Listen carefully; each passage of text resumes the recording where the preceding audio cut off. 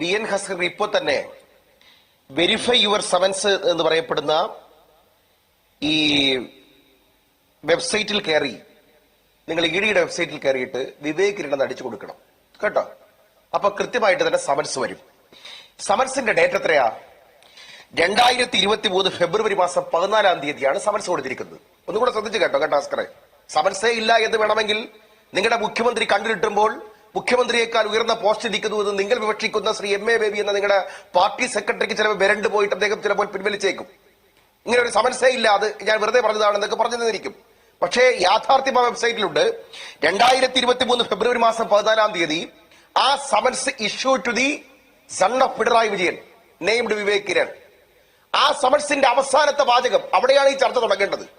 ആ സമൻസിന്റെ അവസാനത്തെ വാചകം ഇങ്ങനെയാണ്: if you fail to give evidence mention in the schedule എന്ന് പറഞ്ഞാൽ ഷെഡ്യൂളിൽ മെൻഷൻ ചെയ്തിരിക്കുന്ന തെളിവുകൾ നിങ്ങൾ ഹാജരാക്കാൻ പരാജയപ്പെട്ടാൽ യു ഷാൽ ബി ലയബിൾ, നിങ്ങൾ ബാധ്യസ്ഥരാവും to penal proceedings under section PMLA act. അഥവാ കള്ളപ്പണ വെളുപ്പിക്കൽ ഇടപാടുമായി ബന്ധപ്പെട്ട നിയമത്തിലെ 2002 വകുപ്പ് പ്രകാരം 50(2) അനുസരിച്ചുള്ള ജുഡീഷ്യൽ പ്രൊസീഡിംഗ്സ് ആയിട്ട് ലഭിക്കപ്പെടുന്ന സമൻസിൽ കൃത്യമായി പറയുന്നു, നിങ്ങൾ ഈ പറയപ്പെടുന്ന രേഖകളും കാര്യങ്ങളുമായിട്ട് വന്ന് ഹാജരായി തെളിവ് നൽകിയില്ല എങ്കിൽ പീനിയൽ പ്രൊവിഷൻ പോലെ നിങ്ങൾക്കെതിരായി നിയമ നടപടികൾ സ്വീകരിക്കുന്നതാണ് സമൻസ്. സമൻസ് ഇഷ്യൂ ചെയ്തിട്ടുണ്ടോ? സമൻസ് ഇഷ്യൂ ചെയ്തിട്ടുണ്ട്. ഏത് അഡ്രസ്സിൽ? മുഖ്യമന്ത്രിയുടെ ഔദ്യോഗിക വസതിയിൽ. കേരളത്തിന്റെ ചരിത്രത്തിൽ ഏതെങ്കിലും മുഖ്യമന്ത്രിയുടെ ഔദ്യോഗിക വസതിയിൽ മക്കളുമായി ബന്ധപ്പെട്ട് ED സമൻസ് കൊടുത്തിട്ടുണ്ടോ? ഇല്ല. ഇത് ആദ്യത്തെ സംഭവമാണ്. അപ്പൊ സമൻസ് കിട്ടിയിട്ടുണ്ടെന്നുള്ള കാര്യം വ്യക്തം. ഒന്ന്. രണ്ടാമത്തെ കാര്യം, ഇദ്ദേഹം ചില കണക്കുകൾ പറഞ്ഞു. അയ്യോ 16 വയസ്സുള്ള കുട്ടി, അയാൾക്ക് വേണ്ടിയിട്ട് വിദ്യാഭ്യാസ ലോൺ. അങ്ങനെയൊന്നുമല്ല. 998 ശ്രീ പിണറായി വിജയൻ കേരളത്തിലെ മുഖ്യമന്ത്രിയാകുന്നത്.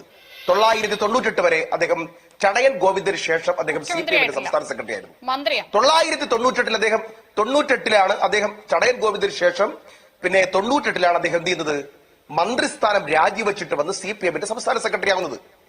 ഈ കേസ് രജിസ്റ്റർ ചെയ്തെന്ന ഹസ്കർ പഠിച്ചോ? ഈ കേസ് രജിസ്റ്റർ ചെയ്യുന്നത് 1998 ഇലക്ട്രിസിറ്റി മന്ത്രിയായിരിക്കുന്ന പിണറായി വിജയൻ നടത്തിയ അഴിമതിയെ സംബന്ധിച്ചായിരുന്നു കേസ്. കേസ് എന്നാ എടുത്തെന്നറിയോ? 2007 CBI കേസ് എടുത്തിരിക്കുന്നത്. കേസ് രജിസ്റ്റർ ചെയ്തിരിക്കുന്ന വർഷം 2007. അന്ന് വിവേക് കിരണിന്റെ പ്രായം 26 വയസ്സ്. കേസിൽ കുറ്റപത്രം കൊടുക്കുന്നത് 2009. 2009 CBI കുറ്റപത്രം പിണറായി വിജയനെതിരായി ലാവ്ലിൻ കേസിൽ കൊടുക്കുമ്പോൾ വിവേക് കിരണിന്റെ പ്രായം 28 വയസ്സാണ്. 2010 പിണറായി വിജയൻ എന്ന് പറയുന്ന കേരളത്തിലെ മുഖ്യമന്ത്രി അന്നത്തെ പാർട്ടി സെക്രട്ടറിയുടെ വിടുതൽ ഹർജി ഹൈക്കോടതി പരിഗണിക്കപ്പെടുന്നത്.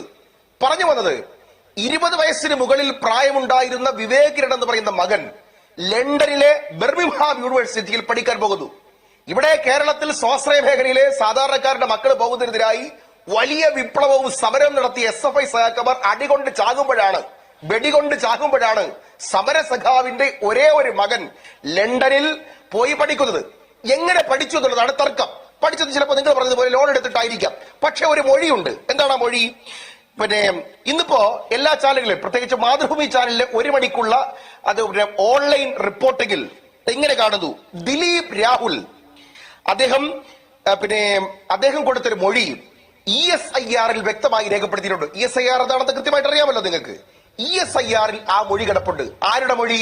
ലാവ്ലിൻ കേസിലെ മൊഴി കൊടുക്കപ്പെട്ട ഡയറക്ടറായിട്ടുള്ള ദിലീപ് രാഹുലിന് കൊടുത്ത മൊഴിയാണ്. ആ മൊഴിയിൽ ചില കോൺഗ്രസ്സുകാർക്കെതിരെയൊക്കെ പരാമർശമുണ്ട്, ഇല്ല എന്ന് ഞാൻ പറയുന്നില്ല. ആ മൊഴിയെ ഞാൻ വിശ്വസിക്കുന്നു നിങ്ങൾ കരുതണ്ട.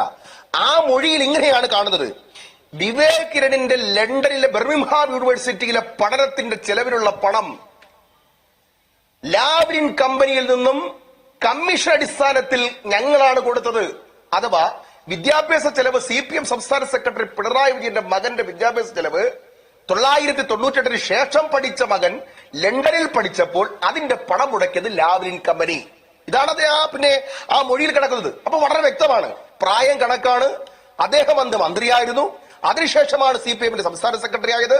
അതുമായി ബന്ധപ്പെട്ട് ഈ പറയപ്പെടുന്ന ദിലീപ് രാഹുലിന്റെ മൊഴിയുണ്ട്.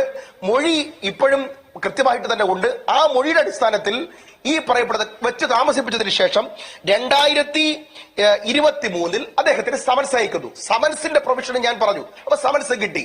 ഇനി ഇനിയാണ് പ്രധാനപ്പെട്ട ചോദ്യം. ഇത്തരത്തിൽ സമൻസ് കിട്ടിയിട്ടും ഒരു ജുഡീഷ്യൽ പ്രോസസിന്റെ ഭാഗമായ 50 ക്ലോസ് 2 and 3 അഥവാ 3 എന്ന് പറഞ്ഞ ജുഡീഷ്യൽ പ്രോസസ്സാണ് ആയിട്ട് കൂടി ഒരു തെളിവും ഹാജരാക്കാതെ, ഇവരുടെ ഭാഷയിൽ പറഞ്ഞാൽ സമൻസേ കൈപ്പറ്റാതെ, ഒരു രേഖയും കൊടുക്കാതെ എന്തുകൊണ്ട് ഈ കേസ് ആവിയായി പോയി? അവിടെയാണ് പ്രശ്നം. ഇന്നിപ്പോ ബഹുമാനപ്പെട്ട കേരളത്തിലെ മുഖ്യമന്ത്രി പറഞ്ഞു, എന്റെ മക്കളിന് എനിക്ക് അഭിമാനമാണ്, എന്റെ മക്കൾ എനിക്ക് ചീത്തപ്പേരുണ്ടാക്കിയിട്ടില്ല. ഒരു കാര്യം വ്യക്തമാണ്, നേരത്തെ നിഷ പറഞ്ഞതുപോലെ മകൾ മാസപ്പടി കേസിൽ പ്രതിയാക്കപ്പെട്ട് SFI serious fraud investigation agency ചെന്നൈയിൽ വിളിച്ചു വരുത്തി ചോദ്യം ചെയ്തു. അതിന്റെ ക്രിമിനൽ പ്രൊസീഡിംഗ്സ് ബാംഗ്ലൂരിലെ കോടതി നടക്കുകയാണ്. ഇന്നാണ് വീണ വിജയൻ എന്റെ പേരിലുള്ള അന്വേഷണത്തെ മരവിപ്പിക്കണമേ എന്നാവശ്യപ്പെട്ടുകൊണ്ട് കർണാടക ഹൈക്കോടതി പോയത്. ആ വാർത്തകൾ ഇങ്ങനെ സ്ക്രോൾ ചെയ്ത് പോയിക്കൊണ്ടിരിക്കുകയാണ്. അഥവാ പിണറായി വിജയൻ നടത്തിയ പത്രസമ്മേളനത്തിലെ ഇമോഷൻ അത് CPM-കാർക്ക് ചിലപ്പോൾ നൊന്തേക്കും. പക്ഷെ അക്ഷരാഭ്യാസമുള്ള മലയാളി മനസ്സിലാക്കേണ്ടത്, അദ്ദേഹം വികാരാധീനാകുമ്പോൾ താഴെ കൂടി അദ്ദേഹത്തിന്റെ മകൾ കർണാടക ഹൈക്കോടതിയിൽ മാസപ്പടി കേസുമായി ബന്ധപ്പെട്ട് കരിമണൽ കർത്തയുടെ കയ്യിൽ നിന്നും കാശ് വാങ്ങിയിട്ട് ഒരു സർവീസും ചെയ്തു കൊടുക്കാതെ കാശ് വാങ്ങിയതുമായി ബന്ധപ്പെട്ട കേസിൽ അന്വേഷണത്തിനെ സ്റ്റേ ചെയ്യണമെന്ന് ആവശ്യപ്പെട്ടു ഇന്ന് ഹൈക്കോടതി പോയിരിക്കുക. അതാണ് അച്ഛന്റെ ഒരു ദീനവിലാപത്തിന്റെ ഒരു കാര്യം. രണ്ടാമത്തെ കാര്യം ഇത്രയേ ഉള്ളൂ. സ്വപ്ന സുരേഷ് അടുത്ത 2023 മൊഴി കൊടുത്തു. അതുകൂടെ പറഞ്ഞിട്ട് അവസാനിപ്പിക്കാം. 2023 മൊഴി.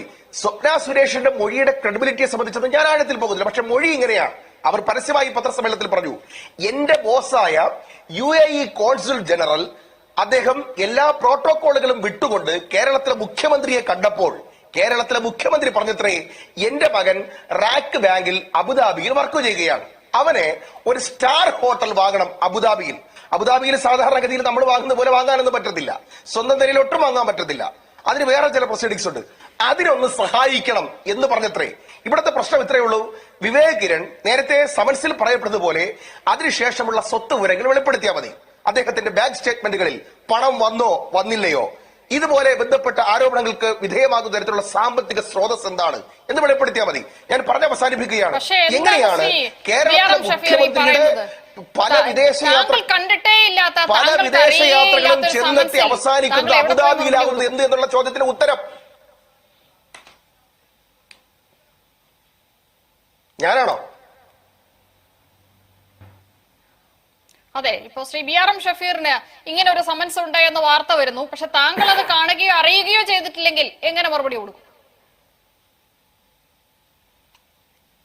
അതിനാണൊരു കാര്യമുണ്ട്, ഒന്ന് പതിച്ചു നടത്തുക എന്ന് പറയും. മനസ്സിലായില്ലേ? സമൻസോ വാറണ്ടോ ഒരാൾക്കെതിരെ വന്നാൽ ഒന്ന് പതിച്ചു നടത്തുക. 82, 83 CRPC അനുസരിച്ചാണ് പതിച്ചു നടത്തുക എന്ന് പറയുന്നത്. ഒരാൾ അദ്ദേഹത്തിനെതിരായി വസിക്കുന്ന സ്ഥലത്ത് കൊണ്ടുവന്ന് പതിക്കും. അയാൾ കാണത്തക്ക തരത്തിൽ അദ്ദേഹവുമായി ബന്ധപ്പെട്ട് കമ്മ്യൂണിറ്റിക്കേറ്റ തരത്തിൽ പതിച്ചു നടത്തും. അല്ലെങ്കിൽ അദ്ദേഹത്തിന്റെ ബാങ്ക് അക്കൗണ്ടുകൾ മരവിപ്പിക്കും. BRM ഷഫീർ പ്രതിയായ കേസിൽ ഞാൻ പതിച്ചു നടത്തിയിട്ടും എനിക്കെതിരായി പ്രൊക്ലമേഷനുള്ള ആ നോട്ടീസ് പതിച്ചു നടത്തിയിട്ടും ഞാൻ ഹാജരാകുന്നേയില്ല. എനിക്ക് സ്വത്തുണ്ടോ എന്ന് വില്ലേജ് ഓഫീസറോട് പരിശോധിക്കും. എന്നിട്ട് എന്റെ സ്വത്തുക്കൾ കണ്ടുകെട്ടും. ഇനി സ്വത്തില്ലെങ്കിൽ എനിക്ക് ബാങ്ക് അക്കൗണ്ട് ഉണ്ടോ നോക്കും. ബാങ്ക് അക്കൗണ്ടുകൾ മരവിപ്പിക്കും. ആ ബാങ്ക് അക്കൗണ്ടുകൾ മരവിപ്പിച്ചിട്ടും ഞാൻ ഹാജരാകുന്നില്ല എങ്കിൽ എനിക്കെതിരെ ലുക്കൌട്ട് നോട്ടീസ് ഇടും. ഇതെന്തെങ്കിലും വന്നോ? അവിടെയാണ് ഞാൻ പറഞ്ഞ പോയിന്റ് അവസാനിച്ചില്ല പിന്നെ നിഷ.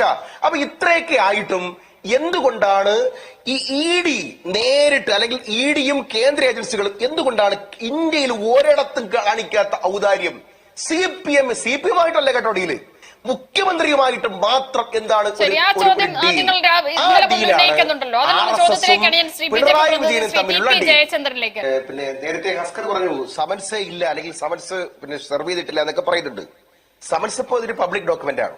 ആ പബ്ലിക് ഡോക്യുമെന്റ് ആയ സമൻസിന്റെ കോപ്പിയാണ് ഞാൻ ഹസ്കർ മുമ്പാകെ ഞാൻ എടുത്ത് കാണിക്കുന്നത്. സൂക്ഷിച്ചു നോക്കിക്കോ, ഞാൻ നമുക്കിതൊന്ന് കുറിച്ചു വെച്ചോ. അതിന്റെ ഫയൽ നമ്പർ എന്ന് പറയുന്നത് ECIR 2/2020 ആണ് അതിന്റെ ഫയൽ നമ്പർ.